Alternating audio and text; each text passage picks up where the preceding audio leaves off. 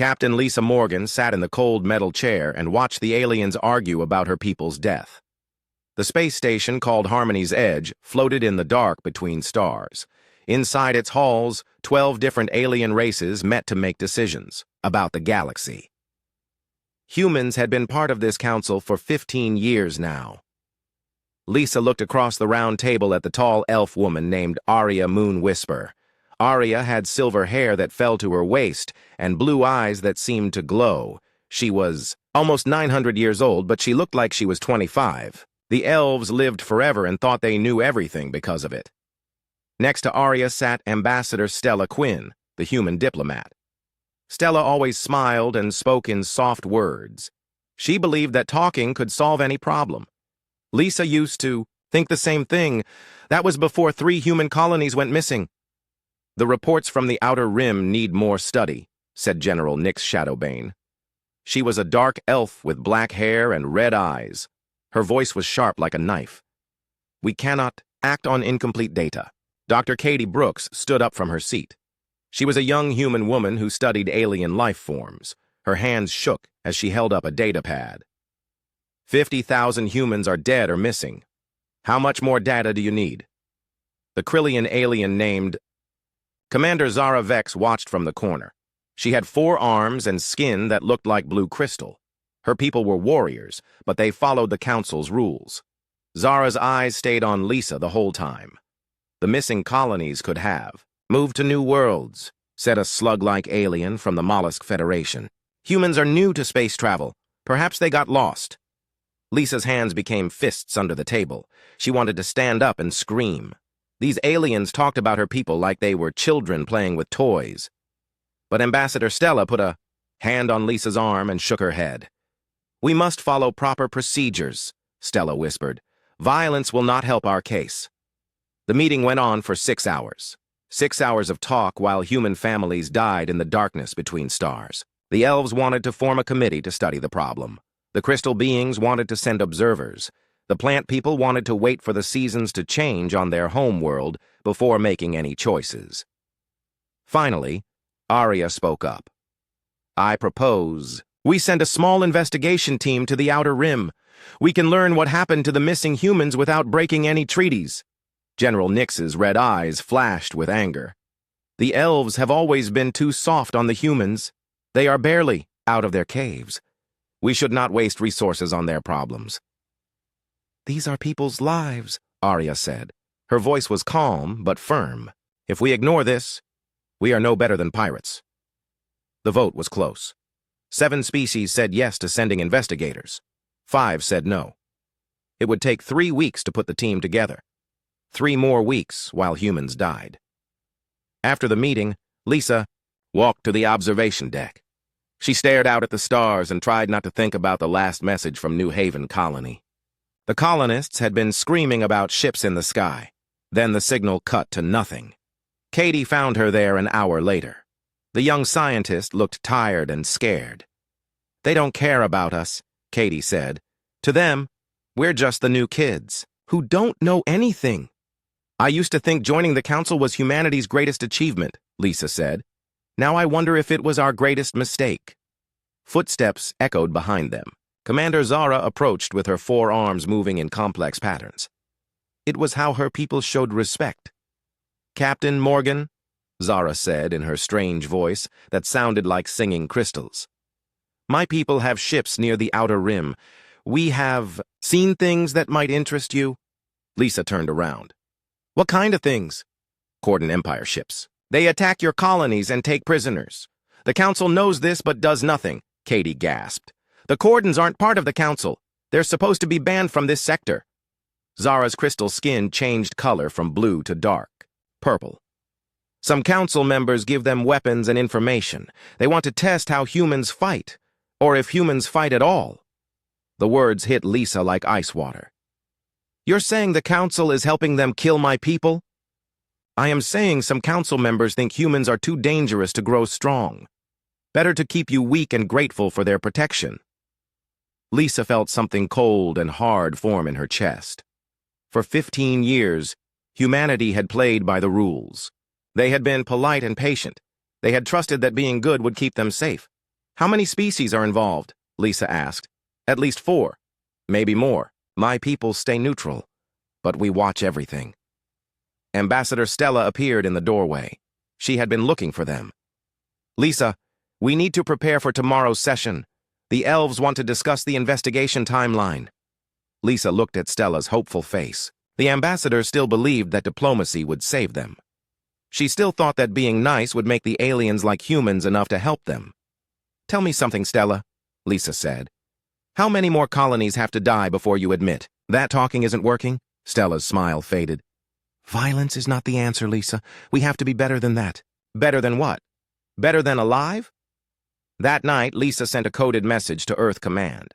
The message was short and simple. Diplomatic solutions may not be enough. Request permission to prepare alternatives. The reply came back 6 hours later. Permission granted. Prepare all alternatives. Lisa looked out at the stars again.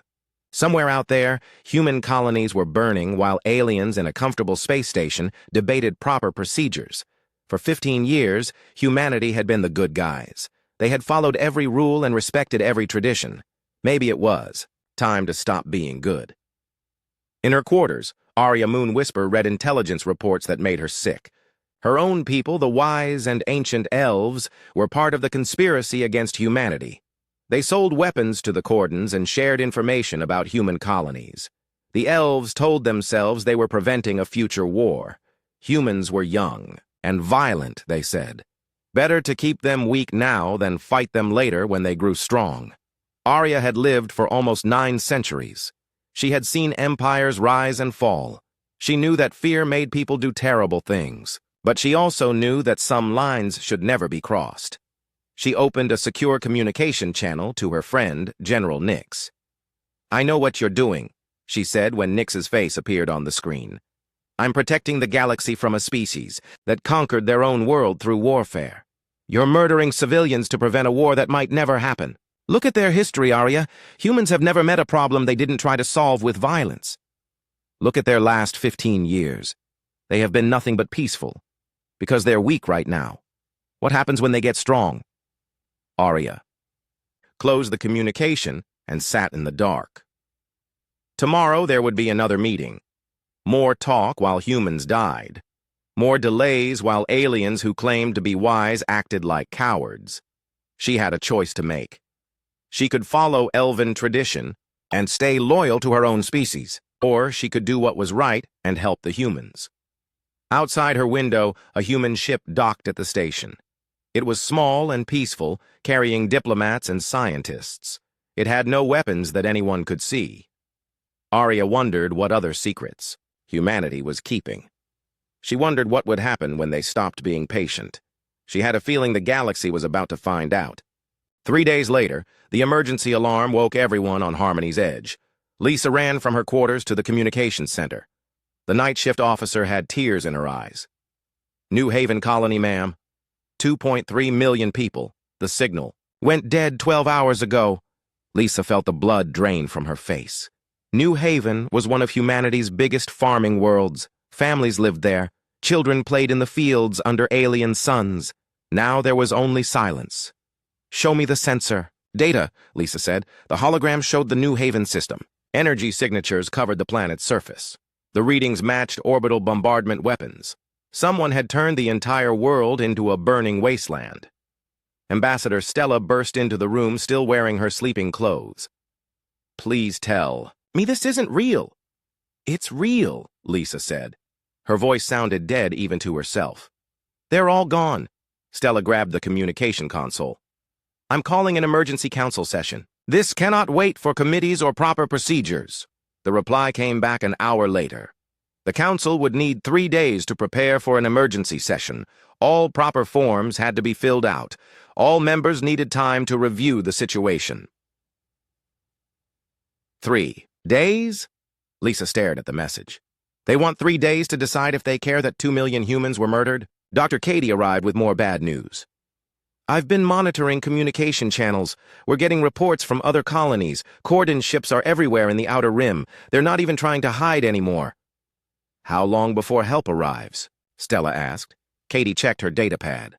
The nearest council peacekeeping force is 6 weeks away. They're dealing with a trade dispute in the Andorian sector. 6 weeks, Lisa repeated. In 6 weeks, there might not be any human colonies left to save.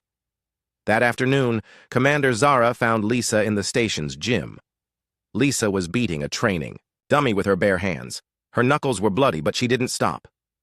Your species has interesting ways of dealing with stress, Zara said.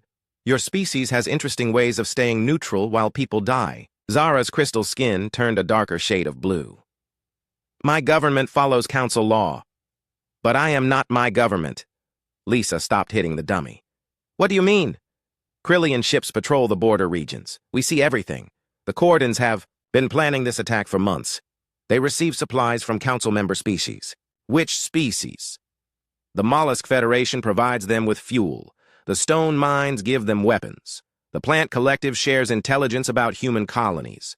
Even some elves are involved. Lisa felt something break inside her chest. Why? They think humans are too dangerous. Your people went from stone tools to space travel in just a few thousand years.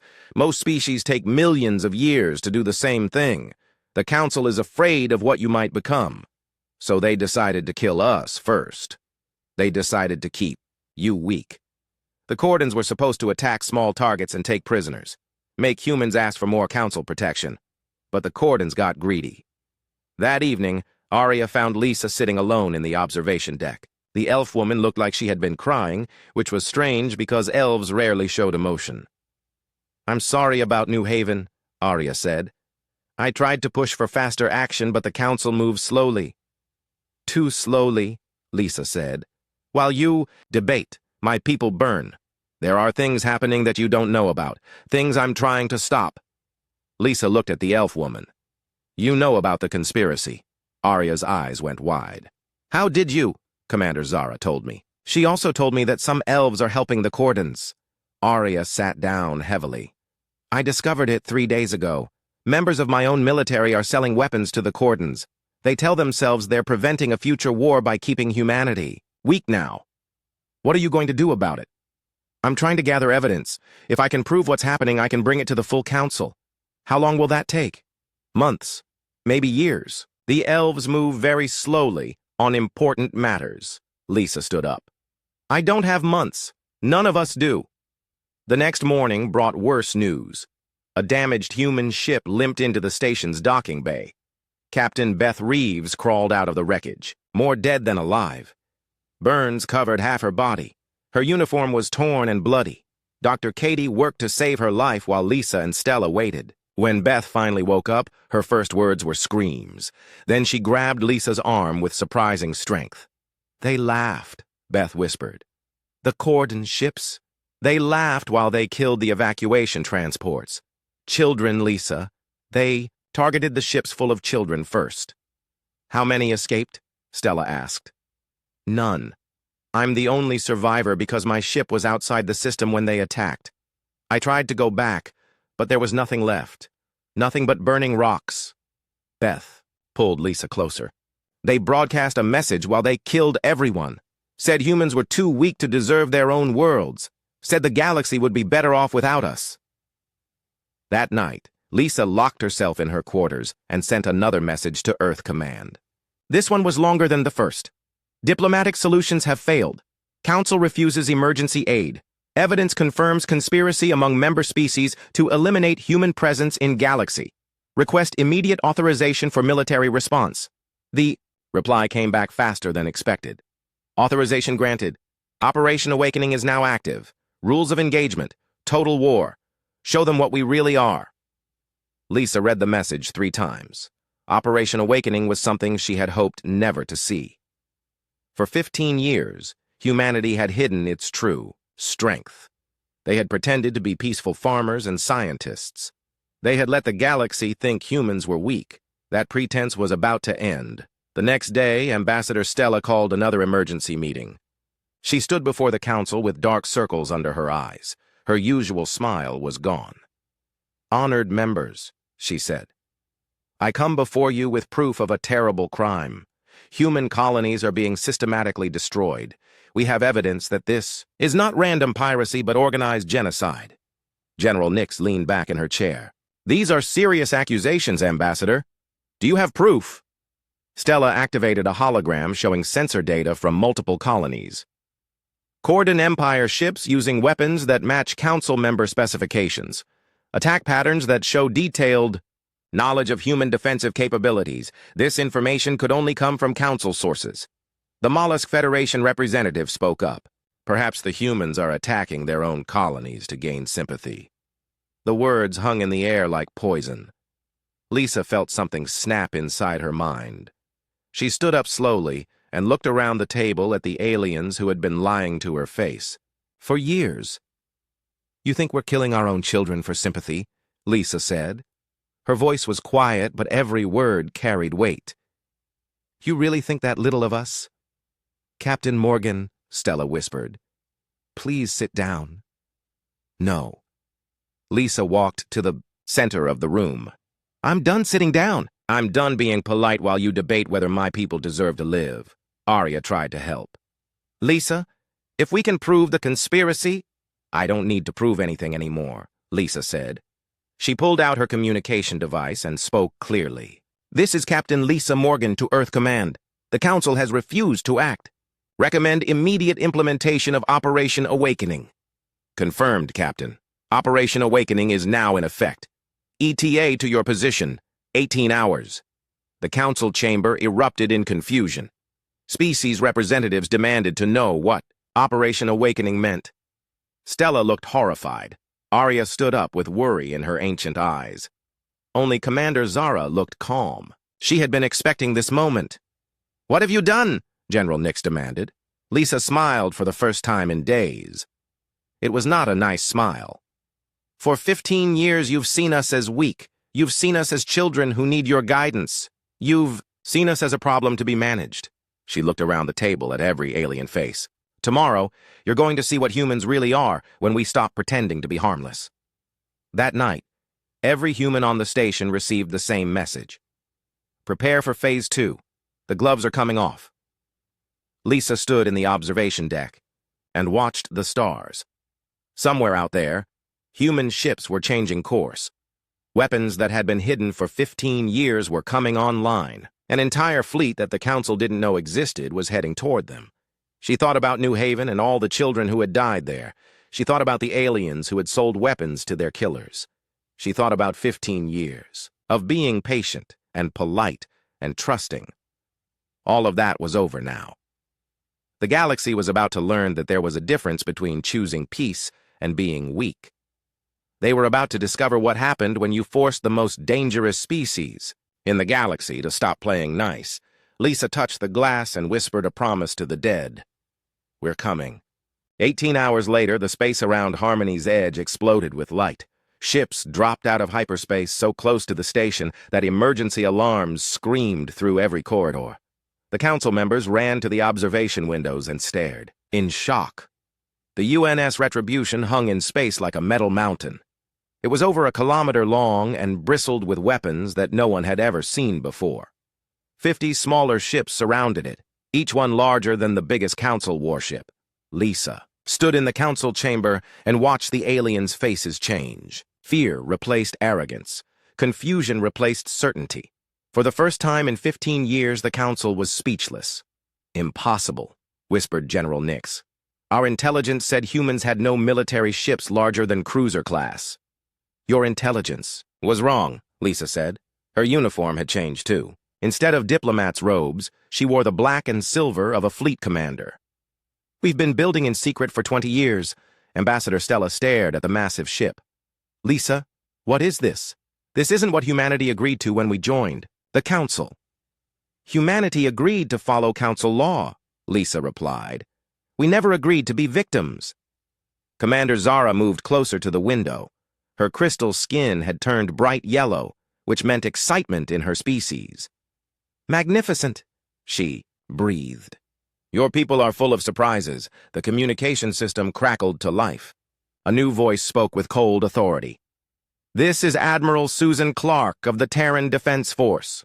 All Council vessels will power down weapons and prepare for inspection. Any ship that attempts to leave this system will be destroyed. You can't. Threaten the Council! shouted the mollusk representative. "This is an act of war!" Lisa turned to face the alien. "No. New Haven was an act of war. This is an act of justice." Dr. Katie entered the chamber carrying a data tablet. She looked different, too. Gone was the nervous young scientist. In her place stood a confident military intelligence officer. "Captain Morgan," Katie said formally, "the Retribution's scans have identified 12 Council ships with Corden weapons modifications. We also detected Corden Empire communication equipment on 4 Council vessels." The proof hit the chamber like a bomb. The conspirators couldn't deny it anymore. Their own ships carried evidence of their crimes. Arya stood up slowly. Her face was pale with shock. "You've been spying on us." "For how long?" 15 years, Katie answered. "Every ship that docked here, every private communication, every secret meeting. We recorded everything." "But you were diplomats," Stella protested. "Scientists and teachers and farmers." "We were also soldiers," Lisa said. "Every human who came to Council space had military training. Every peaceful colony had hidden defense systems. Every exploration ship had concealed weapons." General Nix's red eyes blazed with anger. "The Council will not tolerate this deception." "The Council will not exist much longer," Lisa said calmly. "At least not in its current form."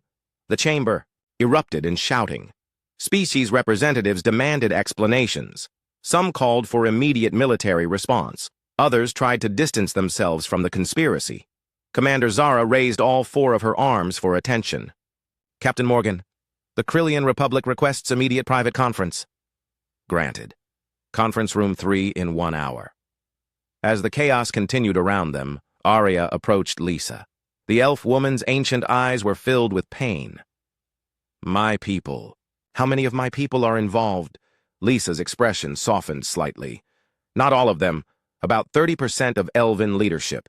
You're not one of them, Arya. We know you tried to help." "What happens now?" "That depends on how this plays out. The species that helped murder human civilians will face consequences. The species that stayed neutral or tried to help will be offered partnership in a new alliance. And if we refuse," Lisa looked out at the massive human fleet, "then you'll discover why every species in this galaxy once looked up at the night sky and wondered what monsters lived in the dark." An hour later, Lisa met with Commander Zara in a private room. The Krillian warrior's skin had shifted to deep purple, which meant respect mixed with fear. "My government sent me to learn how strong humans really are," Zara admitted. "They suspected you were hiding something." "And what will you tell them?" "That the Krillian Republic should ally with humanity immediately. Your species has achieved, in decades, what took us centuries." Lisa nodded. "We're prepared to offer Krillia full partnership, joint military operations, shared technology, equal representation in the new alliance we're building." "New alliance?" "The Terran Security Coalition. A partnership of species that believe in mutual defense and honest cooperation. No more ancient species ruling over younger ones.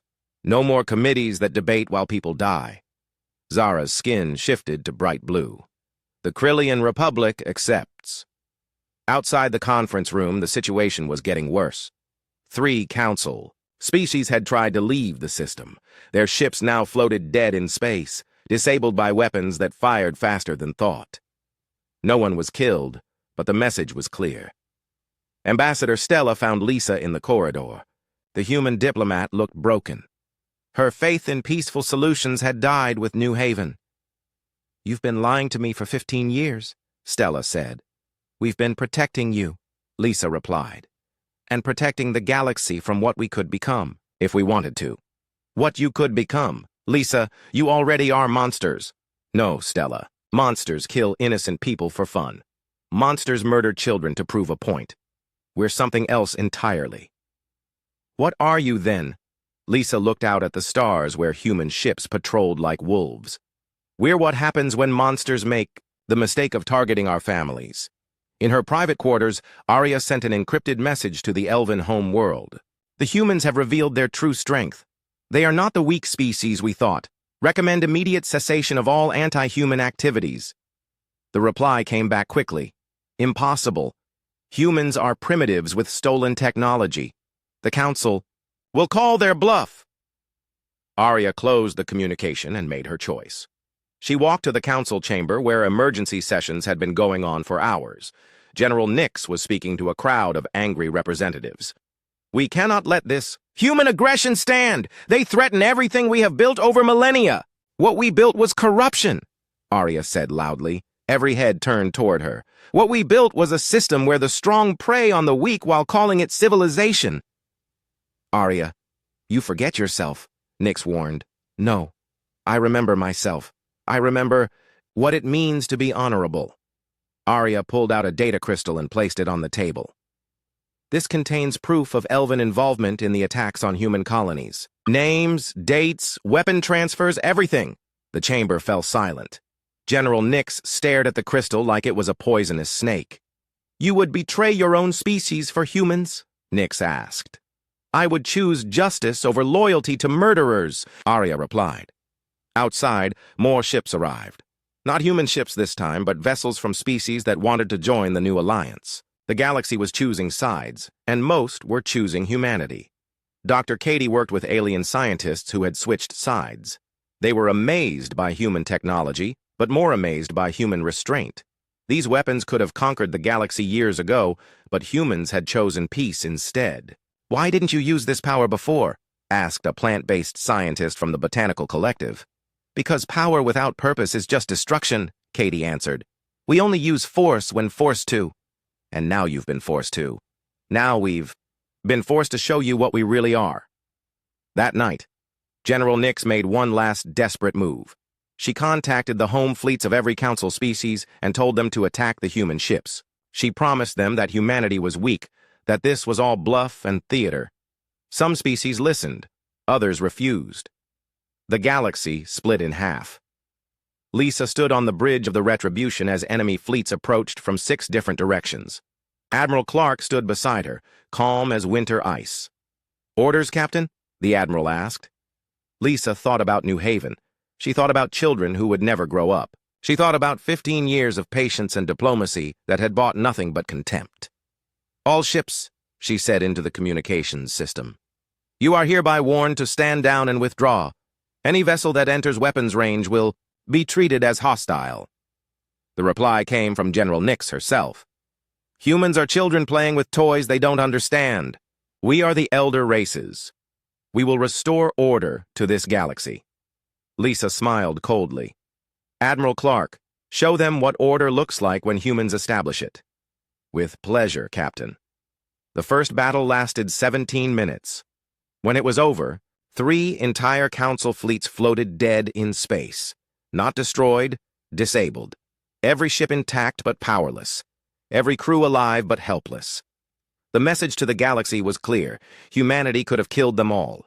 Instead, they chose mercy. But mercy had limits. Commander Zara watched the battle from the observation deck. Her respect for humanity had grown into something like worship. These people had the power of gods, but used it like wise rulers. "What happens next?" she asked Lisa when the captain joined her. "Next, we finish what the council started," Lisa said. "We're going to visit the Corden Empire. It's time they learned what happens when you make humans angry." As the human fleet prepared to leave, Arya made her final choice.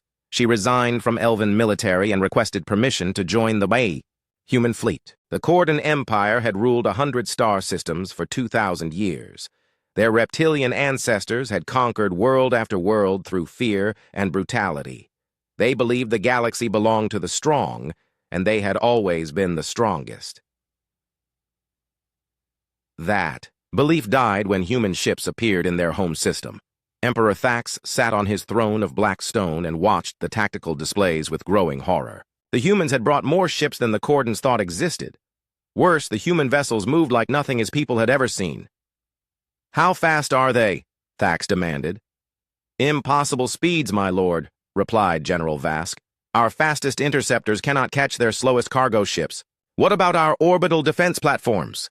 "Gone, my lord. Destroyed in the first wave. The humans gave us no warning. They simply erased them." Thax's scaled hands gripped the arms of his throne. "How many ships do they have?" "We've counted. Over 300 capital ships, but our sensors keep detecting more." 300 ships. The entire Corden military had barely 50 capital vessels, and most of those were scattered across the Empire fighting rebellions. The humans had brought a fleet large enough to conquer half the galaxy. On the UNS Retribution, Captain Lisa Morgan studied the tactical display. The Corden homeworld was heavily defended, but their defenses were designed to fight other reptilian species. They had no idea how to fight humans. "Admiral Clark," Lisa said, "begin the demonstration." "Which demonstration, Captain?" "All of them." The first demonstration was speed. Human ships accelerated from 0 to near light speed in seconds. They danced between Corden defensive fire like ghosts, moving too fast for targeting computers to track. The second demonstration was precision.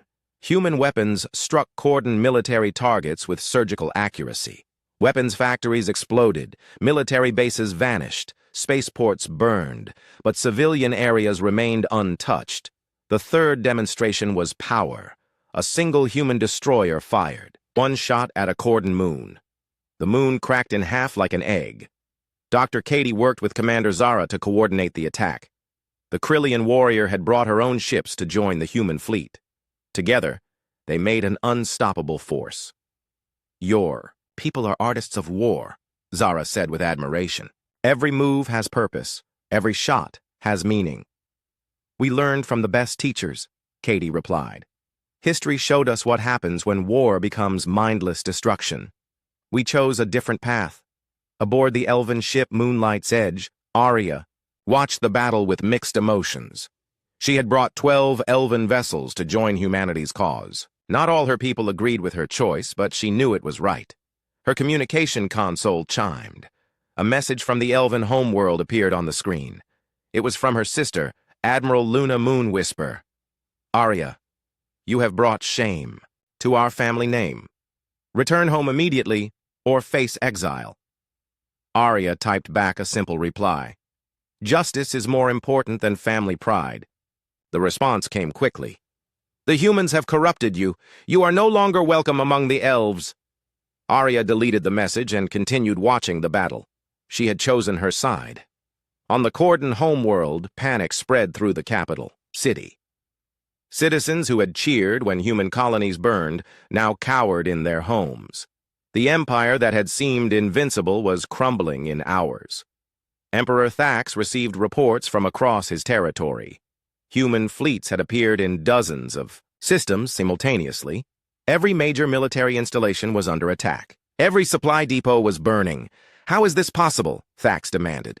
"Where did they get so many ships?" General Vask pulled up intelligence files. "My lord, our spies reported that humans were peaceful farmers and scientists. We believed they had no military worth mentioning. Clearly our spies were wrong. Or the humans deceived everyone, including their own council allies." Thax studied the reports. Human ships were everywhere, but they followed strange rules. They destroyed military targets but avoided civilian casualties. They disabled ships instead of destroying them when possible. They fought like they had read about honor in books. "Send a message to the human fleet," Thax ordered. "Tell them we wish to discuss terms." The reply came from Captain Lisa Morgan herself. "There are no terms. You attacked our civilians. You murdered our children. Now you face the consequences." "What do they want?" Thax asked his advisors. "Revenge, my lord." "Then why haven't they bombarded our cities? Why haven't they killed our civilians?" Nobody had an answer for that. Lisa stood on the bridge of the Retribution and watched Corden ships flee in every direction. Some tried to fight. Those were disabled and left drifting. Others tried to run. Those were caught and disabled too. A few surrendered immediately. "Captain," Admiral Clark reported, "we've received surrender offers from 17 Corden worlds. They're willing to turn over their war criminals and pay reparations." "What about the homeworld?" "Emperor Thax refuses to surrender. He's calling for a final battle to defend Corden honor." Lisa looked at the planet below. 10 billion Cordens lived there. Most had never heard a human. Many didn't even know about the colony attacks. Killing them all would be easy. But it wouldn't bring back the dead of New Haven. "Send one more message to the Emperor," Lisa said. "Tell him he has 24 hours to surrender all military forces and turn over everyone involved in attacking human colonies. If he refuses, we'll show him what total war looks like." The message was delivered. The response came back in minutes. "The Corden Empire bows to no one. If you want our world, come and take it." "Stubborn," Admiral Clark observed. "Stupid," Lisa corrected. "He thinks we won't attack because we've been showing restraint." "Will we attack?" Lisa thought about Captain Beth Reeves and her description of Corden ships laughing while they killed children. "Admiral, prepare the planet crackers." The order sent chills through both human and alien crew members. Planet crackers were weapons that could split worlds in half. Humanity had built them, but never used them. They were tools of absolute destruction, designed to end wars by making the cost of fighting too high to bear. Commander Zara approached Lisa's station. "Captain, are you certain about this course of action?" "The Cordons chose this path when they targeted civilians. I'm just following it to its logical conclusion. But 10 billion people will die if their emperor is too proud to surrender. That's his choice, not mine." Dr. Katie pulled up tactical displays. "We could disable their planetary shields and land troops, capture the leadership without civilian casualties, and lose thousands of human soldiers in the process," Lisa replied. "I won't trade human lives for Corden pride." The debate was interrupted by an incoming message. The signal came from the planet's surface, but not from the Emperor's palace. It was a broadcast from Corden civilians. "Please," a female Corden voice pleaded. "We are not soldiers. We did not attack your people. Many of us oppose the war. Please, show mercy." Lisa felt something twist in her chest. These were the voices that had been absent from the council meetings, the ordinary people who paid the price for their leaders' decisions. "Admiral," she said, quietly, "stand down the planet crackers." "Captain, prep the landing forces instead. We're going in." Admiral Clark looked surprised. "That will cost us casualties. Then that's the price we pay for being better than our enemies." The human assault on the Corden homeworld began at dawn. Instead of orbital bombardment, human soldiers fought building by building through the capital city. It was slower and more dangerous, but it protected civilian lives. Lisa led the assault personally, something that shocked both her human subordinates and alien allies. Most commanders stayed safely on their ships, but Lisa had decided that if she was asking people to die for her principles, she would share that risk. The fighting was brutal. Corden soldiers had the advantage of knowing their home ground. They fought with the desperation of cornered animals. But human troops had better training, better equipment, and something else: righteous anger. Every human soldier remembered New Haven. Every human Marine thought about the children who had died while the galaxy debated proper procedures. They fought not for conquest, but for justice. Commander Zara fought alongside human troops, her 4 arms wielding weapons with deadly precision. The Krillian warriors adapted quickly to human tactics. Together, they carved through Corden defenses like a blade through cloth. Arya commanded the elven forces that secured civilian areas. Her people's natural agility and enhanced senses made them perfect for protecting non-combatants. For the first time in centuries, elven warriors fought for something other than elven interests. The battle reached the Emperor's palace after 18 hours of fighting. Thax waited in his throne room with his personal guard, determined to die as a warrior should. Lisa entered the chamber with her weapon drawn. The Emperor was larger than she expected, nearly 8 feet tall with scales that gleamed like black metal. His yellow eyes held no fear, only hatred. "So the humans send a female to capture me," Thax said with contempt. "How far your species has fallen." "My species learned something yours never did," Lisa replied. "We learned that strength without honor is just brutality. Honor is a luxury of the weak. Honor is what separates civilization from savagery. You're about to learn the difference." The fight was brief. Thax was strong and experienced, but Lisa had trained for 15 years while pretending to be a diplomat. When it ended, 6 months after the fall of the Corden Empire, the galaxy looked very different. The old Galactic Cooperative Council was gone, replaced by the Terran Security Coalition. Instead of ancient species ruling through tradition, leadership was earned through action and merit. Lisa Morgan stood in her new office aboard the Coalition headquarters station. Through the window, She could see ships from dozens of species working together in ways that had seemed impossible just a year ago. Human vessels flew alongside Krillian warships. Elven scouts patrolled with reformed Corden peacekeepers. A soft chime announced a visitor. Arya Moonwhisper entered wearing the silver uniform of a coalition admiral. The elf woman had aged visibly in the past months, but her eyes held a peace that hadn't been there before. "The morning briefing is ready," Arya reported. "We have requests from 12 more species wanting to join the coalition." "What's the total now?" 68 member species, almost 3/4 of the known galaxy. Lisa nodded. "And the holdouts?" "Mostly species that were heavily involved in the conspiracy against humanity. They're afraid of what justice might look like." "Are they right to be afraid?" Arya considered the question. "That depends on whether they're willing to change." Dr. Katie Brooks arrived with her daily intelligence report. The young woman now held the rank of colonel in coalition intelligence. Her job was to monitor threats to member species and prevent the kind of conspiracy that had nearly destroyed humanity. "Morning report," Katie said, handing over a data tablet. "The Mollusk Federation has agreed to turn over their remaining Corden weapons stockpiles. The stone mines are still refusing to cooperate, but their own people are starting to revolt." "What about the Plant Collective?" "They've offered to share agricultural technology with human colonies in exchange for forgiveness.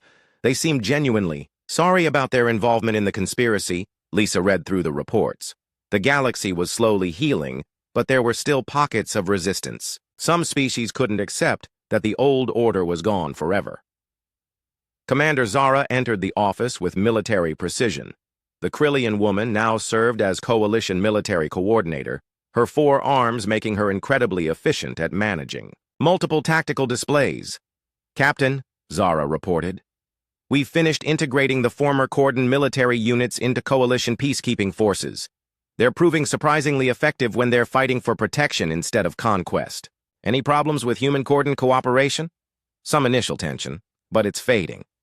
Turns out Cordens respect strength, and humans have plenty of that. More importantly, humans have shown that strength doesn't have to mean cruelty." A priority. Message arrived on Lisa's personal communicator. She read it quickly and felt her stomach tighten. "There's been an incident in the Vega sector.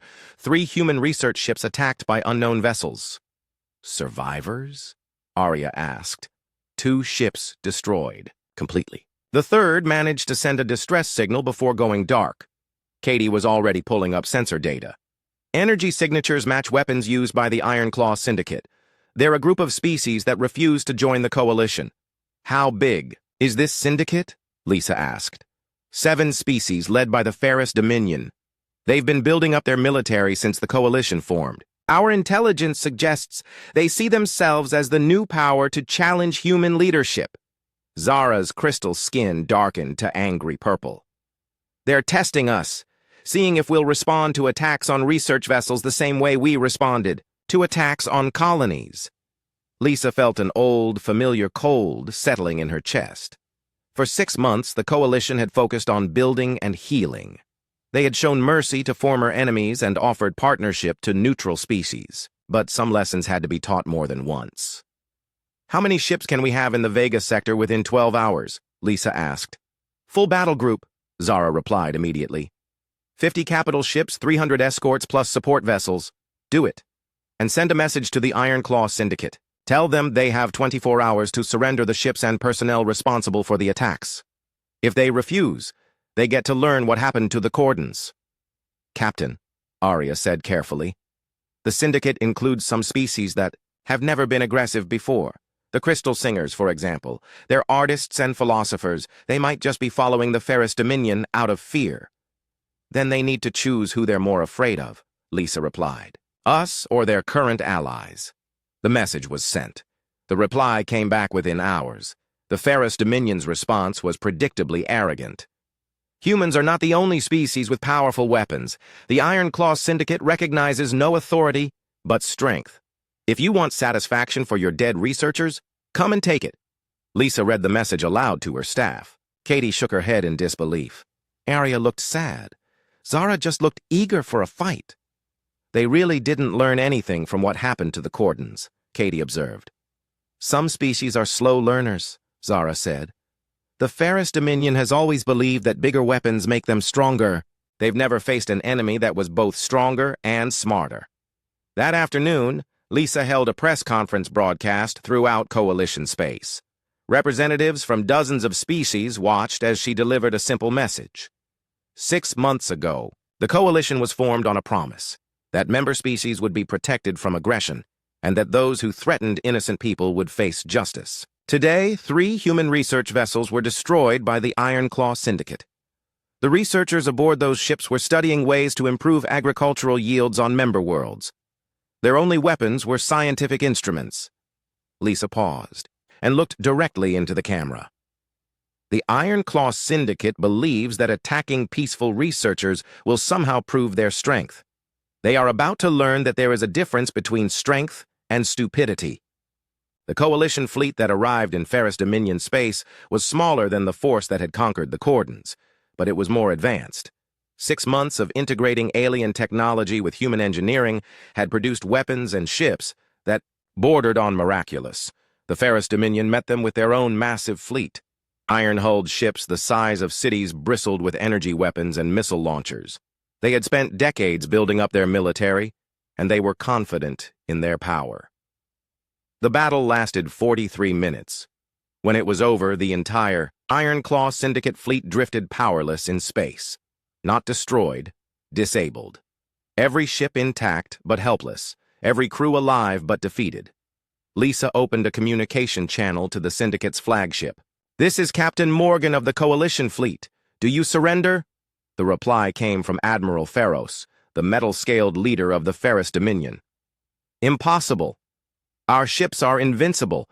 Our weapons are unstoppable. Your ships are drifting. Rex, your weapons are offline. Your invincibility was an illusion. How? Our intelligence said you were weakened by integrating alien species into your military." Lisa smiled coldly. "Your intelligence was wrong. Cooperation made us stronger, not weaker. Every species in the Coalition contributed something to our success. Today." She switched the communication to broadcast mode so every ship in the Syndicate fleet could hear. "This is how the Coalition works. Humans provide strategic leadership and advanced technology. Krillians provide tactical expertise and warrior culture. Elves provide patience and long-term planning. Former Cordons provide knowledge of aggressive species' weaknesses." Lisa's voice became harder. "Together, we are stronger than any of us could be alone. That's a lesson the old council never learned. It's a lesson you failed to learn from their fate." On the Syndicate flagship, Admiral Pharos received reports from his scattered fleet. Every ship was disabled but undamaged. Every crew was alive but helpless. The humans could have destroyed them all in minutes, but they had chosen precision over destruction. "Why didn't they kill us?" Pharos asked his tactical officer. "Unknown, sir. They had clear tactical superiority. They could have ended this immediately." "Maybe they're still weak. Maybe they're afraid to finish what they started." The communication channel crackled back to life. Lisa's voice was calm, but carried the weight of absolute authority. "Admiral Pharos, you're wondering why we didn't destroy your fleet. The answer is simple. We don't kill when we can capture. We don't destroy when we can disable. We don't conquer when we can convert." Lisa paused. "But don't mistake mercy for weakness. We spared your people because they can still choose to be useful members of galactic civilization. You have exactly 1 hour to make that choice." "And if we refuse," Pharos demanded, "then you'll discover what total war looks like when humans stop showing restraint." The hour passed slowly. Lisa waited on the bridge of her flagship while her Coalition allies monitored the Syndicate ships. Some species within the Iron Claw were already signaling their desire to surrender. Others were still debating. With 10 minutes left, the Crystal Singers made their decision. Their beautiful ship, shaped like a living work of art, broke formation and approached the Coalition fleet. "Coalition Command," came a voice like singing wind chimes. "The Crystal Singers formally surrender and request to join your alliance. We were misled about your intentions and actions." 3 minutes later, 2 more species followed.